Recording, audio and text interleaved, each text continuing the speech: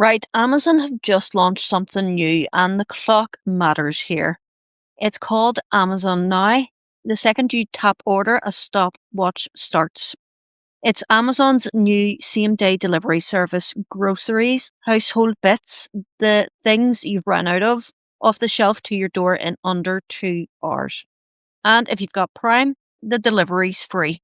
Here's the small print. Orders over a certain amount, the delivery's on the house. Anything under that, there's charge added at checkout, couple of pound, not much. Either way, it's at your door before your kettle's boiled twice. So who's actually got it right now? The States first, as usual. New York, Chicago, Atlanta, Seattle, Los Angeles, Miami, Dallas, Phoenix, already live today. And the UK still waiting.